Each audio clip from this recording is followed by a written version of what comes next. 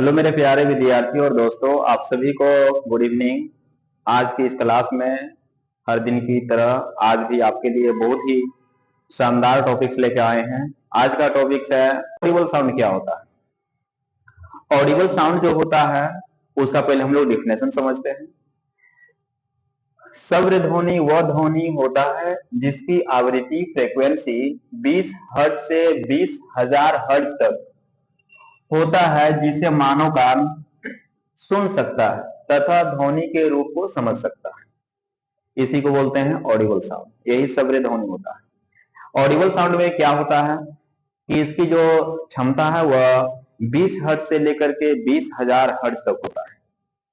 यानी कि इसी के बीच हम लोग किसी भी साउंड को सुनते हैं। 20 हर्ट्ज से लेकर के 20,000 हर्ट्ज। जैसे माने कि अगर बहुत 20 हर्ट्ज से अगर कोई कम में बात कर रहा है तो हम लोगों को सुनाई नहीं देगा, और अगर 20,000 हर्ट्ज से ज्यादा में बात हो रहा है या कोई चीज ज्यादा में तो बात हो नहीं सकता है, इतना किसी की कैपेसिटी नहीं है।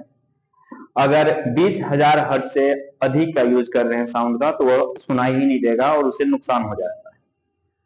तो जो हम लोग की सुनने की कैपेसिटी होती है वह 20 हर्ट्ज से लेकर के 20,000 हर्ट्ज तक होती है, और जो मस्तिष्क होता है, ब्रेन, इस साउंडों को आराम से समझ सकता है कि किस वर्ड का प्रयोग किया गया। इसके बाद है विशेषताएं, कैरेक्टरिस्टिक। जो साउंड होते हैं उनके मुख्य विशेषताएं जो होते हैं वो 3 होते हैं। पहला जो होता है उसको बोलते हैं प्रबलता, लाउडनेस। प्रबलता क्या होता है, लाउडनेस क्या होता है, इसका पहले डिफिनेशन समझते हैं। यह ध्वनि धीमी तथा तेज प्रक्रिया को बताती है। यह ध्वनि तरंग के आयाम, एम्पलीट्यूड पर निर्भर करता है। प्रबलता क्या है, यह ध्वनि के धीमी या तेज प्रक्रिया को बताती है। मतलब जैसे हम बोल रहे हैं, ये जनरल साउंड है। अगर आप चिल्लाते हैं तो साउंड दूर तक जाता है। तो इसी पर डिपेंड करता है प्रबलता, इसी को बोलते हैं। कितने साउंड दूर तक जा रहा है और जो साउंड है वह कितने नजदीक तक रह रहा है, इसमें दूरी और नजदीकी बताया जाता है लाउडनेस में। यह जो डिपेंड होता है वह एम्पलीट्यूड पर होता है, यानी कि आयाम पर। अब समझना होगा कि आयाम क्या होता है। आयाम देखिए, आपको एक एग्जांपल के माध्यम से समझाते हैं। ये मानिए कि वेव तरंग है, ऐसे चल रहे हैं, और एक वेव तरंग जो है यहां पर भी चल रहे हैं।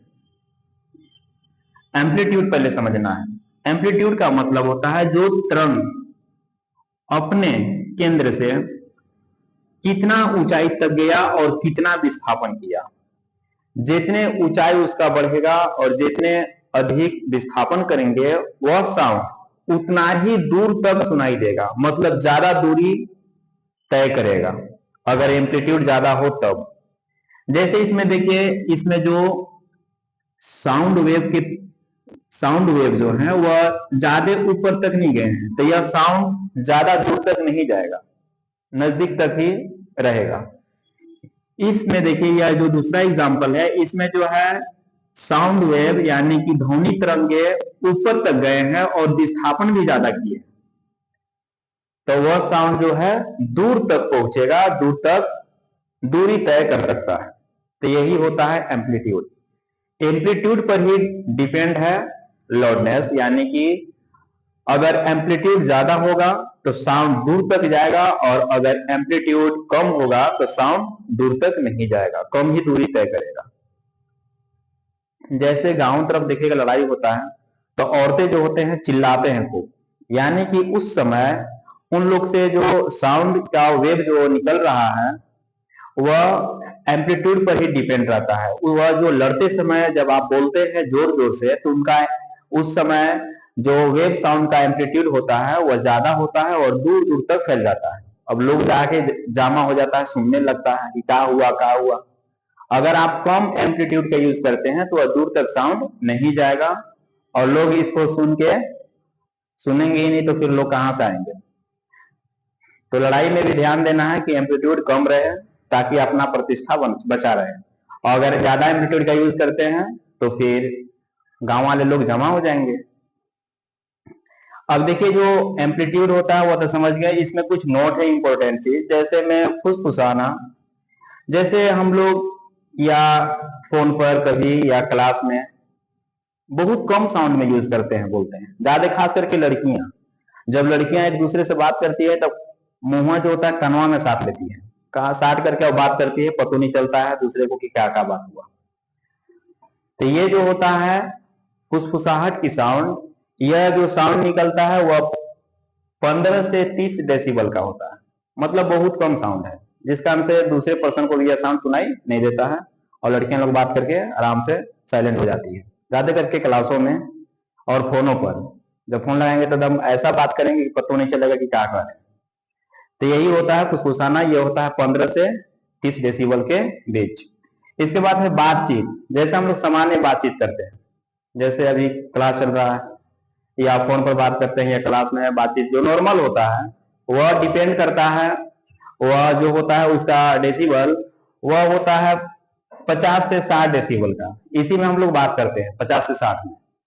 और जब हम लोग चिल्लाते हैं, जैसे कोई जोर से बोलता है या डीजे वगैरह बजने लगा, तो वह क्या हो गया, उसका जो यूज होता है वह 80 से 100 प्लस डेसिबल का यूज करते हैं हम, एक से बेसी का 100 या 80, 80 से 100, 80 से लेकर के 100 पार तक जब हम लोग चिल्लाते हैं, यह होता है मतलब शोरगुल हो गया, नॉइज हो गया, इसी में 80 से लेकर के 100 प्लस डेसिबल का यूज हम लोग करते हैं। और जो लाउडनेस होता है उसका एसआई यूनिट यानी कि मापने के लिए जो हम लोग यूज करते हैं वह डेसिबल होता है, यानी कि लाउडनेस प्रबलता को डेसिबल में ही मापा जाता है। तो आपको प्रबलता समझ में आया, नोट्स जो थे वो भी समझ गए। इसके बाद है साउंड की दूसरी जो विशेषता है वह है तारत्व, पिच। पिच क्या होता है? पिच जो होता है किसी भी साउंड को पतला या मोटा कहिए, बारीक साउंड, भद्दा साउंड, इसी पर डिपेंड करता है पिच पर। पिच का पहले डिफिनेशन समझते हैं क्या है। यह मोटी या पतली ध्वनि की विशेषता बताती है, यह ध्वनि तरंग के आवृत्ति पर निर्भर करती है। पिच जो होते हैं क्या बताते हैं, साउंड के मोटी या पतली यानी कि बारीक आवाज और भद्दे आवाज को बताता है पिच। पिच में जो होता है वह ध्वनि तरंग के यानी कि फ्रीक्वेंसी पर डिपेंड है। अगर फ्रीक्वेंसी ज्यादा होगा तो साउंड बारीक यानी कि पतली साउंड निकलेंगे, और अगर फ्रीक्वेंसी कम होगा तो जो साउंड निकलेंगे वह ज्यादा निकलेंगे, मतलब भद्दे निकलेंगे, मोटे साउंड निकलेंगे। जैसे खास करके लड़कियां लोग जब बोलती है तो उन लोग का साउंड जो होता है वो पतले होते हैं, और लड़का लोग बोलता है तो बेचारा कोई उठ के भागी हो जाएगा, इतना कस के बोलता है और भद्दे साउंड लगते हैं। यह जो सिचुएशन है वह वही है पिच। पिच पर डिपेंड करता है। जब जैसे वॉइस का जो साउंड निकलता है उसमें फ्रीक्वेंसी कम होता है, कम आवृत्ति होता है, और जब लड़कियां लोग बोलते हैं तो उनकी आवृत्तियों की संख्या ज्यादा होता है, जिस कारण से उनकी आवाज होती है वह सुरीली होती है, और लड़के के आवाज जो होते हैं वह भद्दे होते हैं। इसका एक एग्जाम्पल से समझिए कि यह कैसे काम करते हैं। जैसे मानिए कि कोई इक्विलिब्रियम है और इसमें जो है साउंड तरंगे कुछ इस तरह से चल रहे हैं।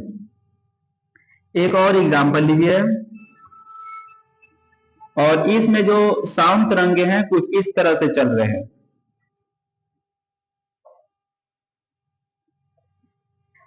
अब बताइए इसमें भद्दा साउंड किसका आएगा और सुरीली साउंड किसका बनेगा।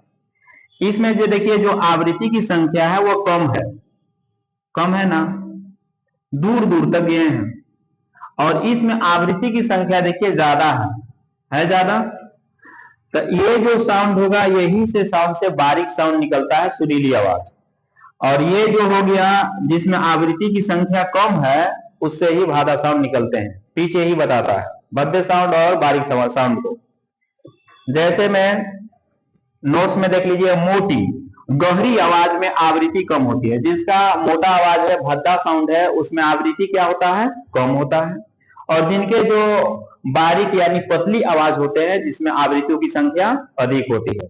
आवृत्तियों की संख्या अधिक होने से, फ्रीक्वेंसी अधिक होने से ही उनके जो साउंड होते हैं वो पतले होते हैं, सुरीली होते हैं, और जो जिसमें आवृत्ति कम हो उनके जो साउंड होते हैं वह भद्दे होते हैं, मोटे होते हैं।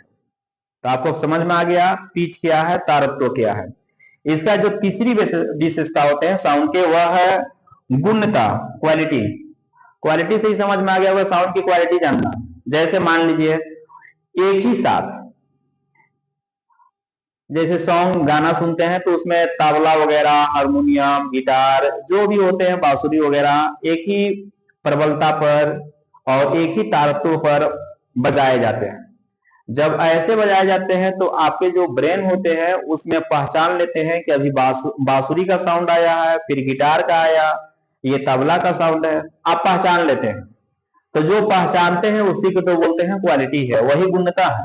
देखिए इसका डिफिनेशन वही है, एक ही प्रबलता तथा तारत्व के दो ध्वनियों को अलग करना गुणता कहलाता है। एक ही प्रबलता हो, लाउडनेस सेम हो, पिच भी सेम हो, लेकिन जो मस्तिष्क है, दिमाग है, उसको अलग कर देता है, बता देता है कि नहीं ये तबला का साउंड है, ये बांसुरी का साउंड है, ये हारमोनियम का साउंड है, तो उसी को बोलते हैं क्वालिटी, गुणता है। जैसे इसका एग्जाम्पल भी ले सकते हैं, जैसे आप फोन कहीं लगाते होंगे तो फोन लगाने के बाद उनके साउंड से ही जान जाते हैं कि नहीं ये कोई दूसरा पर्सन है, कोई दूसरा व्यक्ति फोन उठाया है, वही है गुणता।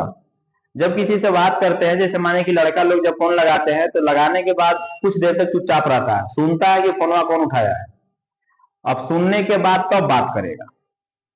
अब अगर कोई दूसरे के साउंड लगे, कोई के मम्मी उठा लिए तो समझो अब आराम से फोन काट के रख देगा, जान गया कि ना ये दूसरा कोई कॉल उठाया है, उनके मम्मी है। तो ऐसे उनके बीच बताने वाले जो मस्तिष्क होते हैं वह गुणता के उसी को गुणता कहते हैं, जो दिमाग होता है साउंड को पहचान लेता है। आई होप, मुझे आशा है कि आपको ये वीडियो समझ में आया होगा कि ऑडिबल साउंड क्या है और ऑडिबल साउंड के कैरेक्टर्स क्या होते हैं। साउंड की कैरेक्टर्स जो होते हैं वो तीन होते हैं, लाउडनेस, पिच, क्वालिटी। लाउडनेस क्या है, पिच क्या है और क्वालिटी क्या है। आई होप, मुझे आशा है यह वीडियो समझ में आया होगा। अगर वीडियो अच्छा लगे तो चैनल को सब्सक्राइब करें, लाइक करें और कमेंट करना ना भूलें। फिर मिलते हैं अगली क्लास में, तब के लिए जय हिंद।